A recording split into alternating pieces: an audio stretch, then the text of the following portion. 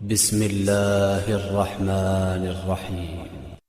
وہ دین جس سے توحید پھیلی جہاں میں، وہ دین جس سے توحید پھیلی جہاں میں، ہوا جلوہ گر حق زمین و زماں میں، رہا شرک باقی نہ وہم و گما میں، وہ بدلا گیا آ کے ہند و ستا میں۔ تمام تعریف اس رب ذوالجلال کے لیے ہے جس نے مجھے اور آپ کو پیدا کیا۔ اس سے بڑھ کر اس نے ہم تمام کو اپنے محبوب نبی کا امتی بنایا۔ لاکھوں اور کروڑوں درود و سلام ہو میرے اور آپ کے آخری نبی، شافی محشر، ساقی کوثر، خاتم النبیین جناب محمد رسول اللہ صلی اللہ علیہ وسلم پر، جن کی محنتوں سے، کوششوں سے، کاوشوں سے آج اسلام ہم تمام لوگوں تک پہنچا ہے۔ حاضرین جمعہ، اللہ رب العالمین نے جو انسان کو پیدا کیا ہے، اس زمین پر جو لوگ موجود ہیں، جو انسانیت موجود ہے، ان میں سے اگر ہم سمجھتے ہیں کہ سب سے زیادہ بدبخت، بد نصیب انسان کوئی ہے تو وہ انسان ہے جو اس زمین پر پیدا ہو اور اپنے رب کو جانے بغیر، اپنے رب کو پہچانے بغیر، اس پر ایمان لائے بغیر مر جائے۔ یہ انسان روئے زمین کا سب سے حقیر، سب سے بدبخت انسان ہے، اور اس سے بھی زیادہ، اس سے بھی بڑا بدبخت اور بد نصیب انسان وہ ہے جو اس زمین پر آنے کے بعد اسے اللہ کو پہچاننے کا موقع ملے، اسے مسلمان بننے کا موقع ملے، وہ اسلام میں داخل بھی ہو، لیکن اسلام میں آنے کے بعد قرآن کی کسی آیت کا غلط معنی لے کر، کسی حدیث کی غلط تشریح بیان کر کے اپنے آپ کو ایسے گمراہ کر لے کہ وہ ہمیشہ ہمیشہ کی جہنم میں چلا جائے۔ یہ اس سے بڑا اور اس سے زیادہ عظیم بدبخت انسان ہے۔ اس سے زیادہ بدبخت کوئی دوسرا نہیں ہو سکتا، بلکہ اس سے بڑا احمق کوئی دوسرا نہیں ہو سکتا، بیوقوف کوئی دوسرا ہو نہیں سکتا، کہ اللہ تعالیٰ نے اسے اسلام دیا، مسلمان ماں باپ دیے، اس کے گھر میں قرآن مجید رکھا ہوا ہے، اس کے باوجود وہ قرآن کی کسی آیت کا غلط معنی لے کر، کسی حدیث کی غلط تشریح کر کے اپنے آپ کو گمراہ کر لے، کافر بنا لے۔ اس سے بڑا بدنصیب اور بیوقوف انسان کوئی دوسرا نہیں ہو سکتا۔ اور آج ہم جس معاشرے میں جیتے ہیں، اس معاشرے میں ایسے لوگوں کی بہت بڑی تعداد پائی جاتی ہے۔ اس معاشرے میں ایک بہت بڑا طبقہ ایسا ہے جو قرآن مجید کے غلط معنی بیان کر کے، احادیث کی غلط تفسیر، غلط تشریح بیان کر کے اپنے آپ کو گمراہ کر چکا ہے۔ اور کہوں تو بیجا نہ ہوگا، یہ بالکل وہی گمراہی ہے جو گمراہی قوم یہود کی تھی۔ ذرا تاریخ اٹھا کر پڑھیے، قوم یہود نے اپنے مذہب کا انکار نہیں کیا، قوم یہود نے اپنے رب کا بھی انکار نہیں کیا، قوم یہود نے اپنے نبیوں کا بھی انکار نہیں کیا۔ قوم یہود نے جو غلطی کی وہ کیا تھی؟ اللہ رب العالمین فرماتا ہے کہ ان لوگوں نے اپنے دین کو، اپنے آسمانی کتابوں کو، اس کی تعویلات غلط طریقے سے کی اور ہمیشہ ہمیشہ کی جہنم کے مستحق ہو گئے، کافر ہو گئے، مشرک ہو گئے۔ وجہ کیا تھی؟ اپنی کتاب کو غلط سمجھنا، اپنی کتاب جو اللہ تعالیٰ نے جو کتاب انہیں دی تھی اس کتاب کا صحیح معنی نہ سمجھنا۔ ایک قوم ہم سے پہلے یہ غلطی کر کے ہمیشہ کی جہنم جا چکی ہے، اور آج یہ امت مسلمہ کے لوگ بھی اسی راستے پر نکل گئے ہیں کہ قرآنی آیتوں کا غلط معنی بیان کرنا، اور اس کی وجہ سے آج معاشرے کا بہت بڑا طبقہ ہمیشہ ہمیشہ کی جہنم کا شکار ہو جائے گا اگر وہ اس حال میں مر جائے۔ تو لہذا آج میں بس آپ کو ایک آیت کے بارے میں بتاتا ہوں۔ ایک آیت قرآن مجید کی ایسی ہے جس آیت کا غلط ترجمہ کرنے کی وجہ سے دنیا بھر میں شرک کے دروازے، بدعت کے دروازے کھلے ہوئے ہیں۔ اس ایک آیت کو صحیح معنوں میں سمجھنا بڑا ضروری ہے، کیونکہ آپ سے بھی کوئی وہ آیت بیان کر کے آپ کے ذہن میں بھی شکوک و شبہات ڈال سکتا ہے، آپ کے نظریات بھی بدل سکتا ہے۔ اس ایک آیت کے تعلق سے ہم بات کریں گے۔ اللہ رب العالمین سورہ مائدہ آیت نمبر 35 میں ارشاد فرماتا ہے، یا ایھا الذین آمنوا اتقوا اللہ وابتغوا الیہ الوسیلہ۔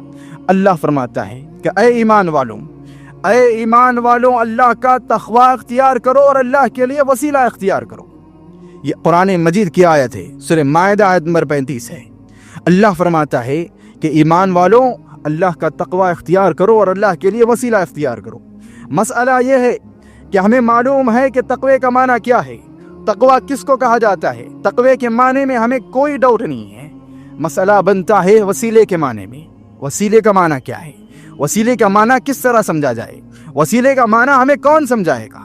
کیا وہ معنی ہے وسیلے کا جو آج یہ لوگ بیان کرتے ہیں، یا وہ معنی ہے وسیلے کا جو مفسرین اور صحابہ اکرام نے استعمال کیا ہے؟ کیا استعمال کیا ہے؟ اس آیت کی تشریح میں، اس آیت کی تفسیر میں علماء اکرام نے لکھا، صحابہ نے لکھا اور مفسرین نے لکھا کہ وسیلے کا صحیح معنی سمجھنا ہمارے لیے ضروری ہے۔ لہذا لسان العرب ایک کتاب ہے جو عربی گرامر کی سب سے نایاب کتاب ہے، عربی لغت کی، عربی لٹریچر کی سب سے نایاب کتاب ہے۔ اس کتاب کے حوالے سے لکھا گیا، قرآن کی تفسیر میں لکھا گیا، لسان العرب کے حوالے سے لکھا گیا، الوسیلۃ المنزلۃ عند الملک والدرجۃ والقربہ۔ کیا معنی ہے اس کا؟ لٹرل میننگ کیا ہے؟ لٹریچر میں اس کا میننگ کیا ہے؟ گرامر میں اس کا میننگ کیا ہے؟ الوسیلے کا معنی ہے کسی بادشاہ کے پاس، کسی بڑے انسان کے پاس ایک مقام حاصل کرنا، ایک سٹیٹس حاصل کرنا، ایک درجہ حاصل کرنا اور اس کی قربت حاصل کرنا۔ وسیلہ کیا ہے؟ کسی بادشاہ کے پاس قربت حاصل کرو، کسی بادشاہ کے پاس اپنا سٹیٹس بناؤ، اپنا لیول بناؤ، اپنا درجہ بناؤ، اس کو وسیلہ کہا جاتا ہے۔ اور وسیلہ اگر اللہ کے لیے استعمال کیا جائے تو اللہ کے پاس قرب بنانا، اللہ کے قریب جانے کا راستہ اختیار کرنا، اللہ کے پاس اپنا درجہ بنانا۔ تو لہذا آگے مفسرین نے لکھا، لکھتے ہیں تقربوا الی اللہ بالاعمال الصالحہ، لوگوں اللہ کے قریب جانے کا معنی یہ ہے، اللہ رب العالمین کا قرب حاصل کرنے کا معنی یہ ہے کہ اللہ رب العالمین کے قریب جاؤ نیک اعمال کر کے۔ اب آیت کا ترجمہ سمجھو۔ اللہ فرماتا ہے یا ایھا الذین آمنوا اتقوا اللہ وابتغوا الیہ الوسیلہ، اے ایمان والوں تم میرے لیے تقوی اختیار کرو اور نیک اعمال کر کے میرے قریب ہو جاؤ۔ یہ معنی ہے آیت کا۔ اللہ کہتا ہے ایمان والوں تقوی اختیار کرو اور نیک اعمال کے ذریعے میرے قریب آ جاؤ۔ وسیلے کا یہ معنی ہے جو مفسرین نے لکھا ہے، وسیلے کا یہ معنی ہے جو ائمہ نے لکھا ہے، وسیلے کا یہ معنی ہے جو صحابہ اکرام رضوان اللہ علیہم اجمعین سمجھا کرتے تھے۔ اور حاضرین جمعہ، وسیلے کا معنی یہ لوگ کیا بیان کرتے ہیں؟ وسیلے کا معنی یہ بندہ بیان کرتا ہے کہ وسیلے سے مراد یہ ہے کہ اے ایمان والو اللہ رب العالمین کے لیے تقوی اختیار کرو اور اللہ تعالیٰ کے نیک لوگوں کا نام لے کر اللہ کو بلاؤ۔ وسیلے کا یہ معنی بیان کیا جاتا ہے۔ کہتے ہیں کہ اللہ کے اولیاء کے وسیلے سے، ان کے صدقہ طفیل میں دعا مانگو، اللہ دعا قبول کرے گا، ورنہ اللہ دعا قبول نہیں کرے گا۔ انا للہ و انا الیہ راجعون۔ کتنا معنی بدل دیا گیا۔ عمل کو ہٹا کر، انہوں نے عمل کو ہٹا کر پیر پرستی داخل کر دی، عمل کو ہٹا کر مزار پرستی داخل کر دی، ایک لفظ کا غلط معنی بیان کر کے، ایک وسیلے کا غلط معنی بیان کر کے۔ تو لہذا حاضرین جمعہ، آج جو ہم دیکھتے ہیں ہندوستان میں، بالخصوص اس انڈیا میں اور اس کے اطراف جو بھی ممالک ہیں، ان سارے ممالک میں جتنی قبریں پائی جاتی ہیں، جتنی مزار پرستیاں ہو رہی ہیں، ان سب کی بنیادی دلیل اس آیت کی غلط تفسیر ہے۔ ان سب کی بنیادی دلیل، ان سب کی بنیادی دلیل اس ایک آیت کا غلط معنی ہے۔ اس ایک آیت کے غلط معنی نے جگہ جگہ پر مزار پرستی کر کے کمائی کے اڈے کھول رکھے ہیں۔ اس ایک آیت کے غلط معنی نے، علامہ اقبال نے کہا تھا، بجلیاں جس پہ ہو آسودہ و خرمن تم ہو، بجلیاں جن پہ ہو آسودہ و خرمن تم ہو، بیچ کھاتے ہو جو اسلاف کے مدفن تم ہو، ہونے کو نام جو قبروں کی تجارت کر کے، کیا نہ بیچو گے جو مل جائے صنم پتھر کے۔ تم قبر پرستی ایسے کر رہے ہو کہ چند دنوں کے بعد تم بت بھی بیچنا شروع کر دو گے۔ علامہ اقبال نے کہا تھا کہ انہوں نے اس کو کمائی کے اڈے بنا لی، ایک آیت کا غلط ترجمہ کر کے۔ تو حاضرین جمعہ، لغت کے اعتبار سے میں نے اس کا معنی سمجھایا۔ میں آج آپ کو قرآن و حدیث کے ذریعے بھی وسیلہ کیا ہے، کس طرح وسیلہ اختیار کیا جاتا ہے، قرآن اور حدیث کے ذریعے سمجھاتا ہوں کہ اللہ رب العالمین کا قرب حاصل کرنا، وسیلہ اختیار کرنے سے مراد کیا ہے۔ اللہ رب العالمین کا قرب اختیار کرنا اور وسیلہ اختیار کرنے سے مراد، سب سے پہلی مراد یہ ہے کہ اللہ تعالیٰ چاہتا ہے کہ اللہ کا بندہ، اللہ رب العالمین کا بندہ جب اللہ کو پکارے تو اللہ تعالیٰ کے اچھے اچھے ناموں کا وسیلہ لے کر پکارے۔ اللہ چاہتا ہے، میری بات نہیں ہے۔ اللہ رب العالمین ارشاد فرماتا ہے سورۃ الاعراف آیت نمبر 180، وَلِلَّهِ الْأَسْمَاءُ الْحُسْنَى فَادْعُوهُ بِهَا۔ اللہ فرماتا ہے لوگوں، میرے بہت پیارے نام ہیں، میرے بہت اچھے نام ہیں، میرے بڑے خوبصورت نام ہیں، لہذا جب مجھ سے دعا مانگنا ان ناموں کو سہارا بنا کر دعا مانگنا۔ اللہ نے واضح کر دیا، دعا مانگنے کا طریقہ اللہ نے سکھا دیا، دعا میں وسیلہ بنانے کا طریقہ اللہ نے سکھا دیا۔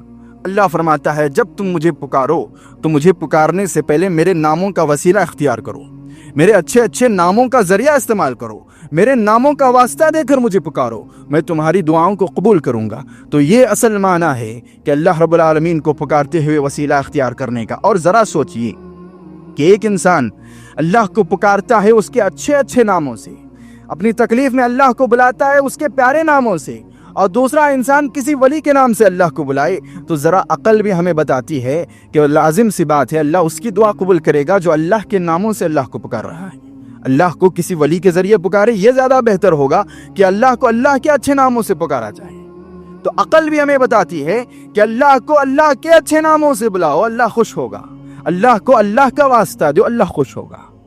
تو ہمیں عقل بھی بتاتی ہے۔ اور اگر بات ابھی دلیل سے سمجھ نہیں آئی تو میں آپ کو پریکٹیکل مثال کے ذریعے بھی سمجھا دیتا ہوں۔ صحیح بخاری کی روایت ہے، حدیث نمبر 5740 پر 2، حضرت انس بن مالک رضی اللہ تعالیٰ عنہ، حضرت انس رضی اللہ تعالیٰ عنہ ایک شخص کو بلاتے ہیں، آؤ ادھر، میں تمہاری شفا یابی کے لیے، تمہیں جو بیماری لگ گئی ہے میں تمہاری شفا یابی کے لیے اللہ سے اسی طرح دعا کروں گا جیسے رسول اللہ دعا کیا کرتے تھے۔ اس کو بلاتے ہیں، اپنے پاس بٹھا لیتے ہیں اور دعا شروع کرتے ہیں، کہتے ہیں اللہم رب الناس مذہب البأس واشفی انت الشافی لا شافی الا انت شفاء لا یغادر سقما۔ حضرت انس رضی اللہ تعالی عنہ اس مریض کو سامنے بٹھا کر ہاتھ اٹھاتے ہیں اور اللہ سے کہتے ہیں اللہم رب الناس، اے لوگوں کے رب، مذہب الباس، اے لوگوں کی تکلیفیں دور کرنے والے، الشافی، اے لوگوں کو شفا دینے والے، لا شافی الا انت، اے تیرے علاوہ کوئی شفا دینے والا نہیں، اے اللہ میں تجھ سے دعا مانگتا ہوں کہ ایسی شفا عطا فرما کہ جس کے بعد کوئی بیماری باقی نہ رہے۔ حضرت انس رضی اللہ تعالیٰ عنہ، ان سے بہتر کون جان سکتا ہے کہ کائنات میں سب سے بڑا مقام کس کا ہے؟ ان کو معلوم تھا کہ رسول اللہ صلی اللہ علیہ وسلم سے بڑا ولی کوئی نہیں ہو سکتا۔ اگر یہ اصول صحیح ہوتا کہ ولیوں کے نام سے پکارنا، ولیوں کے وسیلے سے پکارنا اصول صحیح ہوتا تو حضرت انس رضی اللہ تعالیٰ عنہ اللہ کے اسماء حسنہ استعمال کرنے کے بجائے نبی کے صدقے طفیل میں دعا کرتے۔ اور حضرت انس کہتے ہیں یہ میں نہیں دعا کرتا، ایسی عین دعا رسول اللہ نے ہمیں سکھائی ہے، بلکہ قرآن سے بھی میں آپ کو سمجھا دیتا ہوں۔ اللہ رب العالمین قرآن مجید میں ارشاد فرماتا ہے، سورہ انبیاء آیت نمبر 80 پر 3، وَأَيُّوبَ إِذْ نَادَىٰ رَبَّهُ أَنِّي مَسَّنِيَ الضُّرُّ وَأَنْتَ أَرْحَمُ الرَّاحِمِينَ۔ حضرت ایوب علیہ السلام یہ بھی بیمار ہیں، یہ بھی اپنی بیماری کی شفا اللہ سے مانگتے ہوئے کہتے ہیں وَإِذْ نَادَىٰ رَبَّهُ، جب حضرت ایوب علیہ السلام نے اپنے رب کو پکارا، اے اللہ انی مسنی الضر، مجھے بیماری لگ گئی ہے، مجھے پریشانی لگ گئی ہے، مجھے تکلیف لگ گئی ہے، میں بیمار ہوں، وانت ارحم الراحمین، اور تو سب سے زیادہ رحم کرنے والا ہے، تو سب سے بہترین رحم کرنے والا ہے، تو سب سے حسین رحم کرنے والا ہے۔ حضرت ایوب علیہ السلام کو پتا نہیں تھا کہ ان سے پہلے کتنے ولی آئے ہیں، ان سے پہلے کتنے بڑے بڑے نبی آئے ہیں، ان سے پہلے کتنے بڑے جلیل القدر انبیاء آئے ہیں۔ حضرت ایوب نے اپنی بیماری کے لیے شفا مانگی تو اللہ کے لیے ارحم الراحمین صفت کا وسیلہ بنا کر دعا مانگی۔ حضرت انس نے اور حضرت نبی کریم صلی اللہ علیہ وسلم نے جب اللہ رب العالمین سے شفا مانگی تو اللہ کا خوبصورت نام الشافی کے وسیلے سے دعا مانگی۔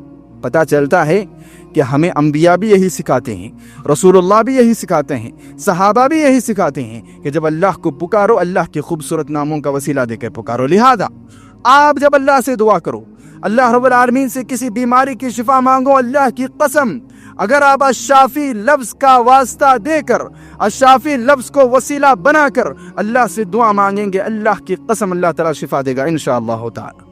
آپ کو اگر اولاد چاہیے الوہاب نام استعمال کرو، اللہ کا خوبصورت نام ہے۔ آپ کو رزق چاہیے الرزاق نام استعمال کرو، آپ کو مال چاہیے الغنی نام استعمال کرو۔ اور یاد رکھنا زندگی کا کوئی بھی مسئلہ ہو، زندگی کی کوئی بھی مصیبت ہو، الرحمن اور رحیم کسی بھی معاملے میں استعمال کر سکتے ہو، کسی بھی معاملے، کوئی بھی مصیبت ہو، کوئی بھی ضرورت ہو، اللہ کو الرحمن کا وسیلہ استعمال کرو، اللہ کے لیے الرحیم کا وسیلہ استعمال کرو، اللہ کی قسم اللہ تعالیٰ دعائیں قبول کرتا ہے انشاءاللہ تعالی۔ یہ طریقہ ہے جو ہمارے اسلاف نے، جو ہمارے انبیاء نے، جو رسول اکرم صلی اللہ علیہ وسلم نے اور صحابہ نے ہمیں سکھایا ہے۔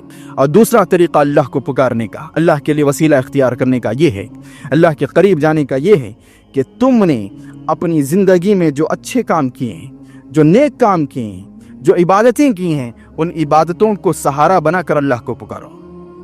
یہ بھی میری بات نہیں ہے. ہم تمام وہ واقعہ جانتے ہیں اچھی طرح کہ بنی اسرائیل کے 3 لوگ غار میں پھنس گئے تھے. صحیح بخاری کی روایت ہے. اللہ رب العالمین ارشاد فرماتے، نبی کریم صلی اللہ علیہ وسلم ارشاد فرماتے ہیں صحیح بخاری حدیث نمبر 2270 پر 2 کہ 3 لوگ غار میں پھنس گئے اور باہر نکلنے کا راستہ نہیں. اب کس سے دعا مانگی تھی؟ اللہ رب العالمین کو کس طرح بلایا جائے، کس کا وسیلہ دیا جائے؟ تینوں لوگ جانتے تھے، اگر ایمان والا ہے تو جانتا ہے کہ نبی کون ہے، ولی کون ہے. ان سب کو انبیاء کا بھی علم تھا، اولیاء کا بھی علم تھا.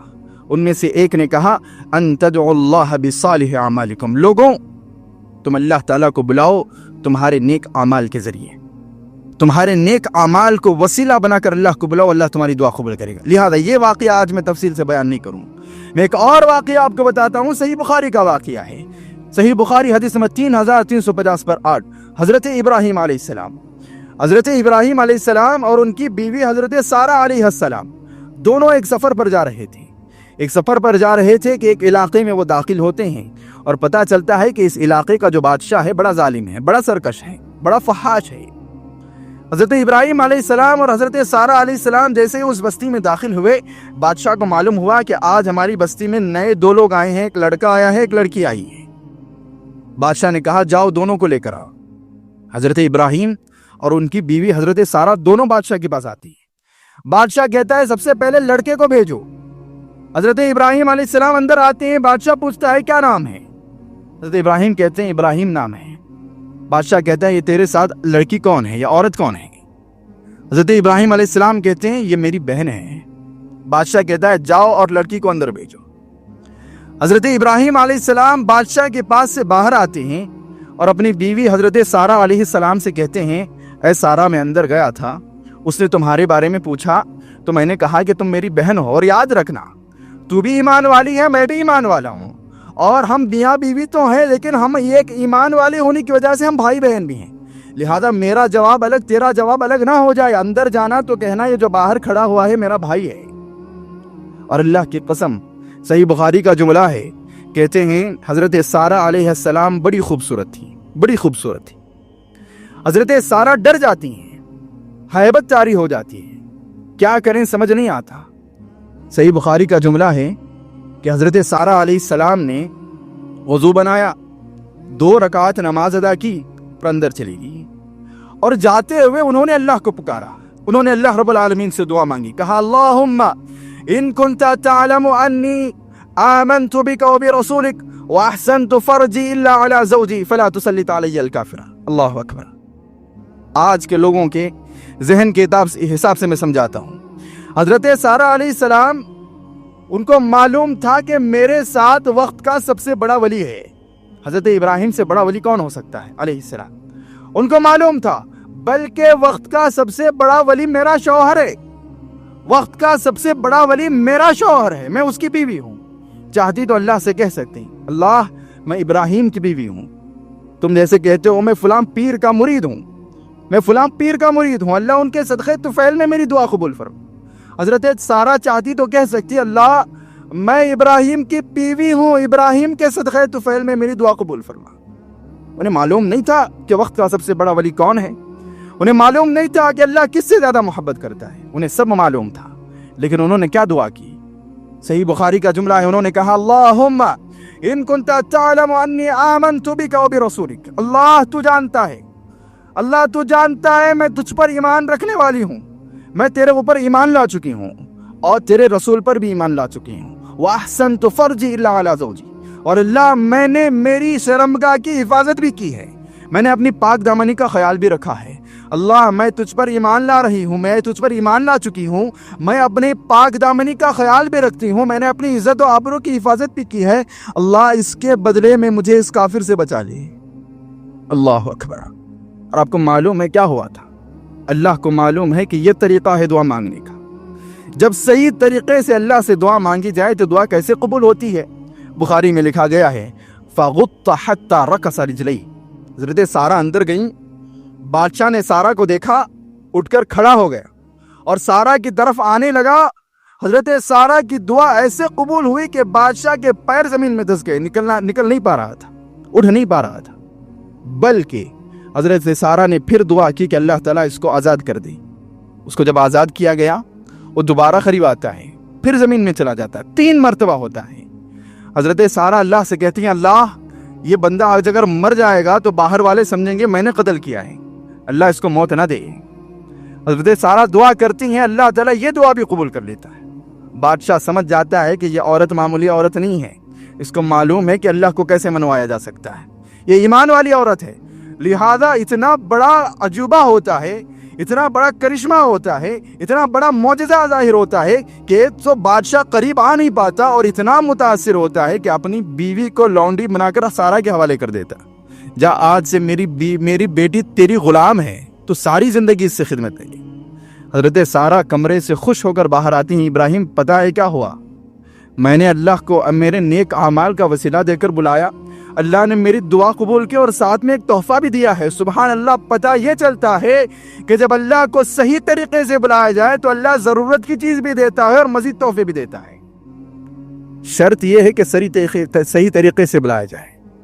خود اللہ تعالیٰ ارشاد فرماتا ہے سورہ بقرہ آیت نمبر 150 پر 3، یا ایھا الذین آمنوا استعینوا بالصبر والصلاۃ، اے ایمان والو میری مدد چاہیے، میری نصرت چاہیے، تم چاہتے ہو کہ میں تمہاری دعائیں قبول کروں، نماز پڑھنے والے بن جاؤ، صبر کرنے والے بن جاؤ، اور اس نماز اور صبر کے ذریعے مجھ سے دعا مانگو، میں دعا قبول کروں گا۔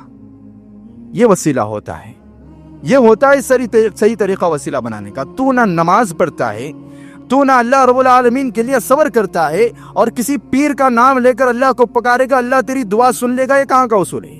یہ اصول کس نے سکھایا ہے؟ اللہ سکھاتا ہے کہ تو نماز پڑھنے والا بن، اللہ سکھاتا ہے کہ تو صبر کرنے والا بن، تو نیک عمل کرنے والا بن، اور اس کے ذریعے مجھے پکار، میں تجھے جو چاہیے وہ بھی دوں گا اور میری جانب سے تحفے بھی دوں گا۔ صحیح طریقے سے بلانا شرط ہے، تو صحیح طریقہ یہ ہے کہ اپنے نیک اعمال کو وسیلہ بنا کر، ذریعہ بنا کر اللہ رب العالمین کو بلایا جائے۔ اور حاضرین جمعہ، علماء کرام نے یہاں تک لکھا ہے، یہ جو حدیث ہے حضرت سارہ علیہ السلام کی، اس حدیث کو لکھ کر تشریح میں لکھتے ہیں، اللہ کی قسم آج کے اس گئے گزرے دور میں بھی کوئی خالص ایمان والی عورت جس نے اپنی عزت و آبرو کی حفاظت کی ہے، وہ اللہ کو اپنے ایمان کا اور اپنی پاک دامنی کا وسیلہ دے کر دعا مانگے گی، اللہ کی قسم اللہ اس کی دعا قبول کرے گا انشاءاللہ تعالی۔ علماء لکھتے ہیں اس حدیث کی تشریح میں، اللہ رب العالمین کو تم اپنے ایمان کا واسطہ دے سکتے ہو، ایمان کا وسیلہ دے سکتے ہو، اپنے نیک اعمال کا وسیلہ دے سکتے ہو، اپنی زندگی میں کیے ہوئے نمازوں کا واسطہ دے کر اللہ کو بلا سکتے ہو۔ یہ ہوتا ہے اللہ رب العالمین کو صحیح معنوں میں بلانا۔ اور حاضرین جمعہ، ایک اور طریقہ ہے اللہ رب العالمین کے لیے وسیلہ اختیار کرنے کا، وہ یہ کہ آپ معاشرے میں جس کو سب سے نیک انسان سمجھتے ہیں، جس کو سب سے زیادہ عبادت گزار انسان سمجھتے ہیں، اس انسان سے جا کر کہہ سکتے ہیں کہ میرے لیے یہ پریشانی لگ گئی ہے، آپ میرے حق میں دعا کیجیے۔ شرط یہ ہے کہ وہ انسان زندہ ہو۔ اس کو بھی پریکٹیکل مثال سے میں آپ کو سمجھا دیتا ہوں۔ صحیح بخاری کی روایت ہے، حدیث نمبر 1010، حضرت عمر بن خطاب رضی اللہ تعالیٰ عنہ فرماتے ہیں کہ ان کے زمانے میں، ان کے دور خلافت میں قحط سالی پڑ گئی تھی۔ قحط سالی یعنی مہینوں تک بارش نہیں ہو رہی تھی، مہینے گزر گئے کہ بارش نہیں ہوئی، اناج نہیں اگ رہا، لوگ پریشان ہیں، نقصان ہو رہا ہے۔ حضرت عمر رضی اللہ تعالیٰ عنہ، ان سے زیادہ دین کی سمجھ رکھنے والا کون ہو سکتا ہے؟ کوئی نہیں ہو سکتا۔ حضرت عمر رضی اللہ تعالیٰ عنہ اپنے گھر سے نکلتے ہیں اور حضرت عباس جو نبی کے چچا ہیں ان کے گھر جاتے ہیں اور کہتے ہیں، اے حضرت عباس رضی اللہ تعالیٰ عنہ، آپ نبی کے چاچا ہیں، آپ ہمارے لیے دعا کیجئے کہ ہماری قحط سالی کا یہ جو سلسلہ چل رہا ہے یہ ختم ہو جائے، بارش نازل ہو جائے۔ اور واللہ العظیم سارے میدان میں آ کر کھڑے ہو گئے۔ حضرت عباس رضی اللہ تعالیٰ عنہ سب سے سامنے ہیں، دعا کے لیے ہاتھ اٹھاتے ہیں۔ حضرت عمر بھی پیچھے کھڑے ہو کر ہاتھ اٹھاتے ہیں اور اللہ سے کیا کہتے ہیں؟ اللہم انا کنا نتوسل الیک بنبینا فتسقنا وانا نتوسل الیک بعم نبینا فاسقنا فیسقون۔ سبحان اللہ، حضرت عمر رضی اللہ تعالیٰ عنہ کی فراست کا اندازہ لگائیے۔ حضرت عباس رضی اللہ تعالیٰ عنہ کے پیچھے کھڑے ہو کر اللہ رب العالمین کے سامنے ہاتھ اٹھا کر اللہ سے کہتے ہیں، اللہ جب تیرے نبی زندہ تھے ہم نبی سے کہتے کہ اللہ کے رسول بارش کے لیے دعا کیجیے، اور نبی کے ساتھ آ کر دعا کرتے اور بارش ہو جاتی۔ اللہ آج نبی نہیں ہے، نبی کا انتقال ہو چکا ہے، آج ہم نبی کے چاچا کو لے کر آئے ہیں، آج ہم نبی کے چاچا سے گزارش کر کے آئے ہیں، اللہ ہم نبی کے چاچا ان سے دعا کروا رہے ہیں، ہمیں بارش عطا فرما۔ لہذا بارش ہو جاتی تھی۔ کیا حضرت عمر کو پتہ نہیں تھا کہ ہم جب نبی زندہ تھے تو نبی کے وسیلے سے کرتے تھے، ہم نبی کا انتقال ہو گیا ہے اب بھی کر سکتے ہیں؟ کیا پتہ نہیں تھا؟ حضرت عمر کو یہ پتا تھا کہ نبی جب زندہ تھے تو ان کے وسیلے سے دعا مانگتے تھے، نبی کا انتقال ہو چکا ہے، اب ہم نبی تک کوئی بات نہیں پہنچا سکتے، اب ہم نبی سے کوئی گزارش نہیں کر سکتے۔ یہ ہوتا ہے صحیح معنوں میں احادیث کو سمجھنا، قرآن کو سمجھنا۔ آپ معاشرے کے کسی نیک انسان سے جا کر گزارش کر سکتے ہیں کہ میری دعا کیجیے، جو مر چکا ہے، جو اپنی قبر میں جا چکا ہے، جو اللہ تک پہنچ چکا ہے، ایسے انسان سے آپ کیسے گزارش کر سکتے ہیں؟ ایسے انسان کا وسیلہ کیسے اختیار کر سکتے ہیں؟ اور حاضرین جمعہ، میں نے آج آپ کو وسیلے کا معنی سمجھایا، وسیلے کے لیے جو دلائل قرآن و حدیث میں وہ بھی سمجھائے، اور پریکٹیکل مثالیں بھی میں نے آپ کو دی، اور پریکٹیکل مثالیں میری نہیں تھی، قرآن اور حدیث کی تھیں، قرآن کی مثالیں تھیں، صحیح بخاری مسلم کی مثالیں تھیں۔ اب میں آپ کو چند وہ مثالیں بھی دے دیتا ہوں جو یہ لوگ پیش کرتے ہیں، جس کا کوئی دور دور تک قرآن حدیث سے کوئی واسطہ نہیں۔ پہلی مثال جس کے ذریعے لوگوں کو گمراہ کیا جاتا ہے، کہتے ہیں کہ جس طرح ایک چھت پر چڑھنے کے لیے سیڑھی کی ضرورت ہوتی ہے، اسی طرح اللہ تک پہنچنے کے لیے عبد القادر جیلانی، خواجہ معین الدین چشتی کی ضرورت پڑتی ہے۔ اللہ کی قسم اٹھا کر یہ بات کہتا ہوں، یہ اللہ کی شان میں گستاخی ہے، یہ اللہ رب العالمین کی شان میں گستاخی ہے، یہ اللہ کی قدر گرائی جا رہی ہے، نعوذ باللہ۔ یہ لوگ کہتے ہیں کہ اللہ جیسے ایک چھت پر پہنچنے کے لیے سیڑھی کی ضرورت ہے، اسی طرح اللہ تک پہنچنے کے لیے اولیاء کی ضرورت ہے۔ پہلا سوال یہ کہ جو چھت ہے تیرے سے 20 فٹ اونچی ہے، وہ تیرے قریب نہیں آ سکتی، تجھے سیڑھی کی ضرورت پڑے گی۔ اللہ کہاں دور ہے؟ اللہ کون سا دور ہے؟ اللہ رب العالمین قرآن مجید میں کیا فرماتا ہے؟ سورہ قاف آیت نمبر 16 اللہ فرماتا ہے وَلَقَدْ خَلَقْنَا الْإِنسَانَ وَنَعْلَمُ مَا تُوَسْوِسُ بِهِ النَّفْسُ وَنَحْنُ أَقْرَبُ إِلَيْهِ مِنْ حَبْلِ الْوَرِيدِ۔ اے نبی صلی اللہ علیہ وسلم، ان لوگوں کو بتا دو کہ اللہ تعالیٰ تمہارے دلوں میں جو وسوسے آتے ہیں وہ جانتا ہے، کیونکہ اللہ تعالیٰ تمہاری شہرت سے زیادہ تجھ سے قریب ہے۔ اللہ تعالیٰ اپنی قدرت کے اعتبار سے، اپنے علم کے اعتبار سے اور تیری شہرت سے زیادہ تجھ سے قریب ہے۔ جو اللہ پہلے سے تیرے قریب ہے، چاہے تو مومن ہو چاہے تو کافر ہو، اللہ تعالیٰ جب تیری شہرت سے زیادہ تجھ سے قریب ہے، اس اللہ تک پہنچنے کے لیے کون سی سیڑھی لگ رہی ہے؟ تجھے چھت پر پہنچنے کے لیے سیڑھی اس لیے لگتی ہے کہ چھت تجھ سے دور ہے۔ اللہ تو کہتا ہے کہ میں تجھ سے قریب ہوں، بلکہ اللہ دعا کا معنی واضح کرتے ہوئے کہتا ہے۔ اللہ رب العالمین ارشاد فرماتا ہے سورہ بقرہ آیت نمبر 180 پر 6 وَإِذَا سَأَلَكَ عِبَادِي عَنِّي فَإِنِّي قَرِيبٌ أُجِيبُ دَعْوَةَ الدَّاعِ إِذَا دَعَانِ فَلْيَسْتَجِيبُوا لِي وَلْيُؤْمِنُوا بِي لَعَلَّكُمْ يَرْشُدُونَ۔ ایک آیت سمجھ جاؤ، ایک آیت سمجھ جاؤ، سورہ بقرہ آیت نمبر 180 پر 6 ہے۔ اللہ فرماتا ہے اے نبی صلی اللہ علیہ وسلم، یہ لوگ تم سے میرے بارے میں سوال کرتے ہیں، اللہ کے بارے میں سوال کرتے ہیں، ان سے کہہ دو وَإِذَا سَأَلَكَ عِبَادِي عَنِّي فَإِنِّي قَرِيبٌ، اے نبی کہہ دو کہ میں ان سے بہت قریب ہوں، میں ان سے بہت قربت رکھتا ہوں۔ أُجِيبُ دَعْوَةَ الدَّاعِ إِذَا دَعَانِ، جب بھی کوئی دعا کرنے والا مجھے پکارتا ہے میں اس کی دعا سن لیتا ہوں، میں اس کی دعا قبول کر لیتا ہوں۔ فَلْيَسْتَجِيبُوا لِي، ان سے کہو کہ میری بات مان لو، ان سے کہو کہ میری بات مان لو۔ لَعَلَّكُمْ يَرْشُدُونَ، لَعَلَّهُمْ يَرْشُدُونَ، تاکہ یہ ہدایت پر آ جائیں۔ اللہ فرماتا ہے میری بات مانو کہ جب بھی تم پکارتے ہو میں سن لیتا ہوں، میں تم سے بہت زیادہ قریب ہوں، میری بات مانو، یہ بات نہیں مانو گے گمراہ ہو جاؤ گے۔ اللہ فرماتا ہے ایک آیت سمجھ آ جائے سارا مسئلہ حل ہو جائے، ایک آیت سمجھ آ جائے۔ دوسری مثال جس کے ذریعے لوگوں کو گمراہ کیا جاتا ہے وہ یہ کہ کہنے والا کہتا ہے کہ جیسے کسی بڑے سی ایم تک پہنچنے کے لیے، کسی ڈی سی تک پہنچنے کے لیے کسی آفیسر کا سہارا لگتا ہے، اس سے رابطہ کرنا پڑتا ہے، اسے کانٹیکٹ کرنا پڑتا ہے، اسی طرح اللہ تک پہنچنے کے لیے اولیاء کا سہارا لینا پڑتا ہے، پہلے اولیاء کے پاس جانا پڑتا ہے۔ یہ بھی اللہ کی شان میں اللہ کی قسم گستاخی ہے، اللہ کی قسم یہ بھی اللہ رب العالمین کی شان گرائی جا رہی ہے، نعوذ باللہ من ذالک۔ یہ لوگ کیا سمجھتے ہیں کہ ڈی سی تک پہنچنے کے لیے، سی ایم تک پہنچنے کے لیے آفیسر کا سہارا اس لیے لگ رہا ہے کیونکہ اس سی ایم کو، اس ڈی سی کو پتہ نہیں کہ تیری حالت کیا ہے، تو کون ہے، تیرا اسے بالکل علم نہیں ہے، اس کی وجہ سے تجھے آفیسر تک جانے کی ضرورت پڑ رہی ہے۔ تو کیا سمجھتا ہے کہ اللہ کو بھی نہیں معلوم تیرے بارے میں، تیری حالت کا علم نہیں ہے اللہ کو؟ اللہ کو جب تک کوئی بتائے اللہ کو پتہ نہیں چلے گا، ایسا ہے؟ اللہ اکبر، یہ اللہ رب العالمین پر باندھا جانے والا جھوٹ ہے۔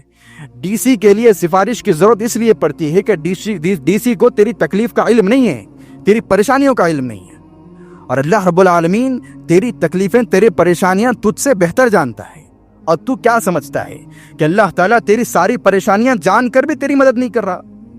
تیری ساری پریشانیاں دیکھ کر بھی تجھ پر مدد نہیں کر رہا, تجھ پر رحم نہیں کر رہا. نعوذ باللہ, ایک باپ اپنے بچوں کے ساتھ ایسا نہیں کرتا.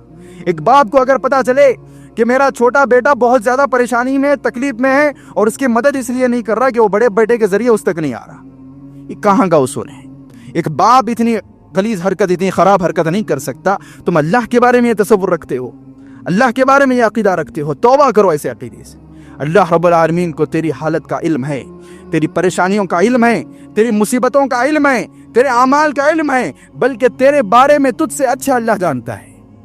اور اللہ فرماتا ہے میں تیرے قریب بھی ہوں, میں تیری دعا سن بھی لیتا ہوں, تو جب بھی پکارتا ہے میں قبول بھی کر لیتا ہوں. اس کے باوجود کسی دوسرے کے در پر جاتا ہے, کسی دوسرے کو سہارا بناتا ہے, بغیر دلیل کے, اندھی مثالوں کے ذریعے, بے معنی مثالوں کے ذریعے. اور آپ کو بتاؤں, ایسی میں بالکل ایسی مثالیں, بالکل سیم ایسی مثالیں مشرکین مکہ دیا کرتے تھے. آج کوئی بندہ سمجھاتا ہے, جیسے میں نے کہا کہ ایک سی ایم تک پہنچنے کے لیے, ایک ڈی سی تک پہنچنے کے لیے آفیسر کی ضرورت پڑتی ہے. معلوم ہے مشرکین مکہ کیا کہتے تھے؟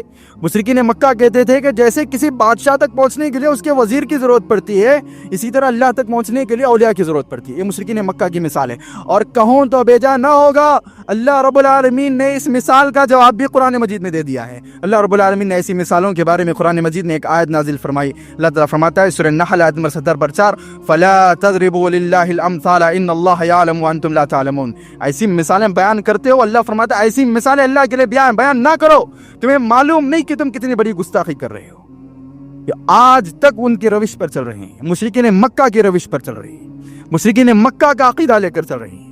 وہ لوگ بادشاہ کی مثال دیتے تھے, تم ڈی سی کی مثال دیتے ہو, اور تم دونوں الگ ہو جاؤ گے. کیسے ہو جاؤ گے؟ اللہ نے ایسی مثالوں پر پابندی لگائی ہوئی ہے. ایسی بے معنی مثالوں پر اللہ تعالیٰ نے اس کو بند کر دیا ہے کہ ایسی مثالیں اللہ تعالیٰ کے تعلق سے نہ دی جائیں. اور آخری بات یہ ہے کہ جو لوگ کہتے ہیں کہ ہم قبر والے کی عبادت نہیں کرتے, ہم قبر والے کے لیے سجدہ نہیں کرتے, ہم قبر والے کو نہیں پکارتے, ہم ان کے ذریعے اللہ کا قرب حاصل کرتے ہیں, ہم ان کے ذریعے اللہ کے قریب جاتے ہیں, ان کو وسیلہ بنا کر اللہ کے قریب جانتے ہیں.